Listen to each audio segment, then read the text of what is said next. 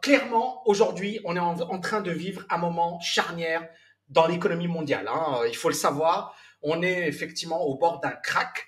Et on a déjà beaucoup baissé. Certains des meilleurs gérants au monde, je parle de Cathy Wood, a perdu 70% sur son fonds.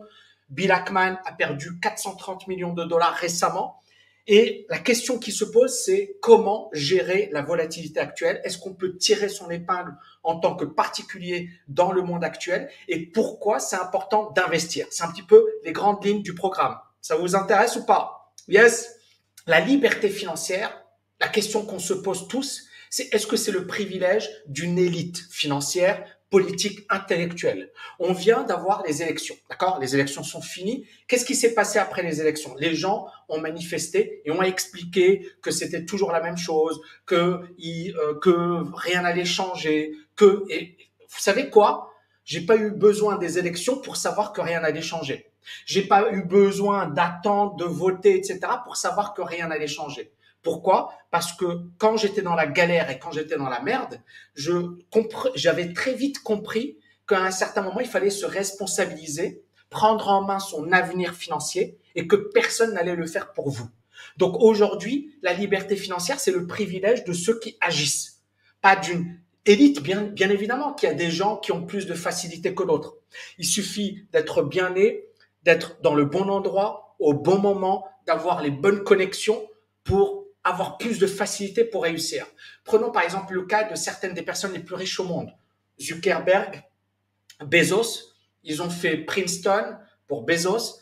Zuckerberg, il est passé par Harvard et clairement, passer par Harvard, passer par Princeton, c'est un super accélérateur de carrière. Maintenant, tous ceux qui ont fait Princeton ou tous ceux qui ont fait Harvard n'ont pas eu la même réussite. Mais le fait d'être dans la bonne communauté, au bon endroit, avec les bonnes connexions, ça va te faciliter les choses. Donc, le fait, ta naissance, d'accord, tes parents, ton héritage, ton capital intellectuel, culturel, etc., bah, tout ça, ça va avoir un impact. Si tes parents sont médecins, bah, tu as de fortes chances de devenir médecin. Tes parents sont ouvriers ou je ne sais quoi, ou chômeurs ou au RSA, bah, tu auras beaucoup moins de chances. Ça ne veut pas dire que c'est impossible. Et c'est là où on en revient à c'est pas impossible. N'importe qui peut réussir. Maintenant, il y en a pour qui c'est plus facile et pour d'autres, ça va être plus difficile. Maintenant, il faut juste se positionner. Au lieu de dire oui, mais c'est injuste. Non, le monde est injuste, les amis. Le monde est injuste.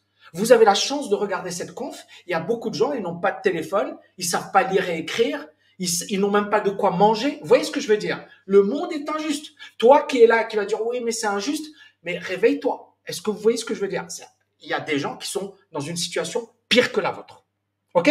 Je vais vous parler du processus MBA et de comment il peut vous aider à vous libérer financièrement. Donc, je vous le dis de suite. Très peu de gens vont devenir libres financièrement grâce à l'investissement ou grâce à leur métier.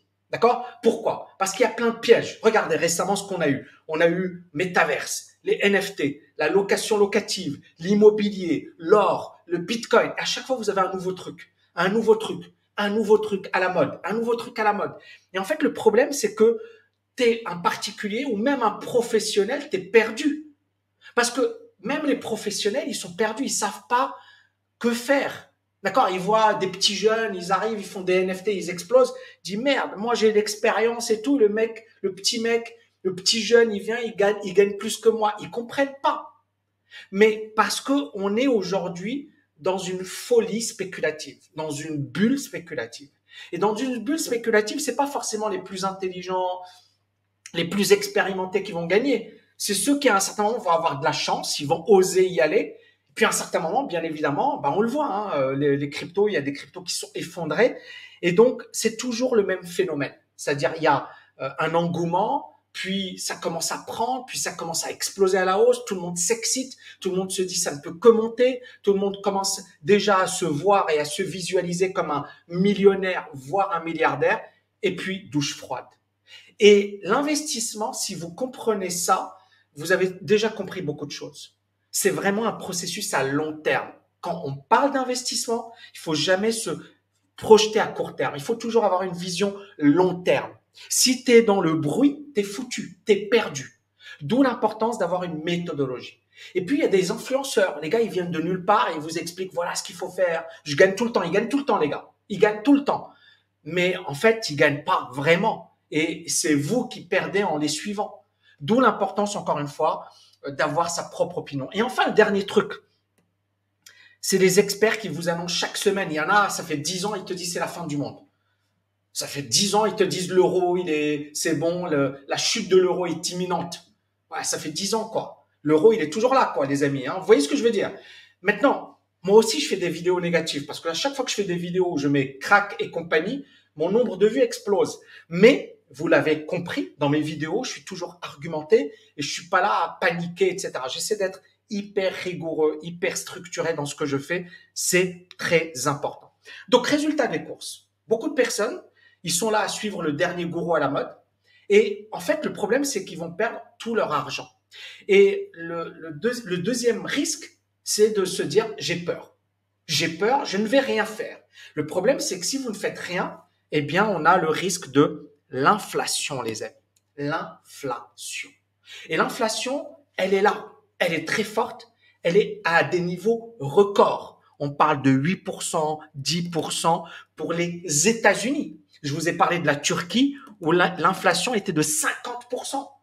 Donc, on est à des niveaux records. Ça veut dire que si tu as 100 000 balles, d'accord, aux États-Unis, ben, tu perds 8 000 balles, d'accord, ou 10 000 balles de la valeur de ton patrimoine.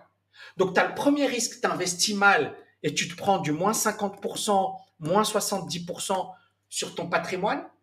Tu n'investis pas et tu perds avec l'inflation. Et si l'inflation galope, tu risques de perdre énormément d'argent. Et ce n'est que le début. Cet article qui est récent, CNBC, qui dit la moitié des Américains vont aller à la retraite endettés. Ils vont partir à la retraite endettés. Et donc, 46% des Américains, ils vont à la retraite avec des dettes. C'est-à-dire que les gars, et puis, ils n'auront pas suffisamment pour vivre jusqu'à la fin de leur vie. Ernst & Young, qui est un cabinet réputé, dit 75% des Américains seront ruinés avant leur mort. Le gars, il a 80 ans, il est ruiné. C'est pour ça qu'aux États-Unis, vous voyez des gens qui ont 80 ans, 85 ans, 90 ans bosser. C'est pas pour rien. Ils bossent parce qu'ils n'ont pas le choix, parce que sinon, voilà, ils meurent de faim. Dans le pays le plus riche au monde, les amis. D'accord? C'est pas l'Afrique. Et encore une fois, voilà, il y a des amis africains, ne le prenez pas mal. C'est-à-dire que dans l'imaginaire, oui, la pauvreté, c'est en Afrique. Non, la pauvreté, c'est aux États-Unis, le pays le plus riche au monde. Et donc, c'est là où on voit que le monde, il est à un niveau de danger extrême.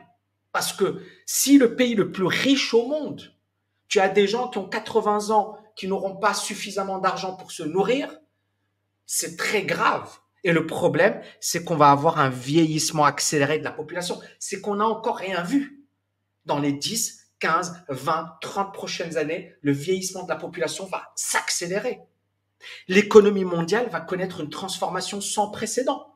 Les riches vont devenir de plus en plus riches, les pauvres vont s'appauvrir, les classes moyennes vont galérer et on va être dans une situation de chaos. Encore une fois, c'est pas quelque chose qui fait peur. Regardez, vous allez dire Tammy, je te crois pas. Ok, ne me crois pas. Ce mec-là, c'est l'un des hommes les plus riches au monde. C'est plus l'homme le plus riche au monde. C'est Warren Buffett. Je pense que vous le connaissez tous. Et Warren Buffett, il dit la chose suivante.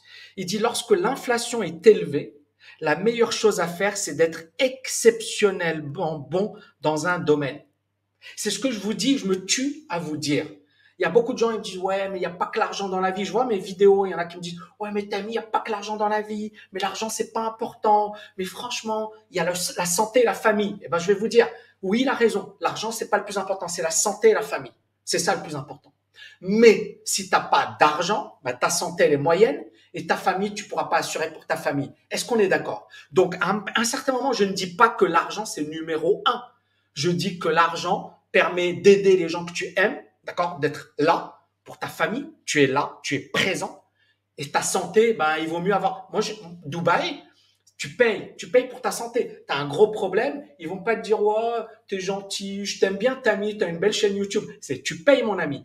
C'est malheureux, mais c'est comme ça. Donc, je suis pas matérialiste, je m'en fiche de l'argent. Je pourrais m'acheter des Lamborghini, etc. Je ne les achète pas parce que j'en ai rien à faire. J'ai pas de Rolex, j'ai pas de montre, vous voyez ce que je veux dire? Je m'en fiche. Maintenant, clairement, voilà, je suis un entrepreneur, j'aime ce que je fais, j'adore ce que je fais, mais ce que je veux vous dire, c'est que pour moi, l'un des moteurs les plus importants, c'est ma famille.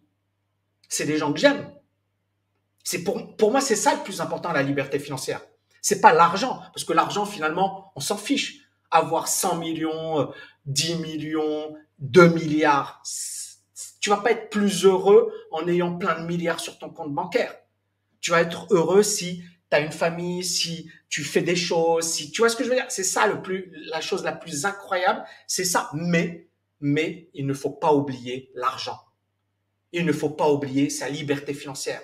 Il ne faut pas oublier les fondamentaux. Hello les amis, alors je viens de donner une masterclass exceptionnelle sur l'investissement en 2022.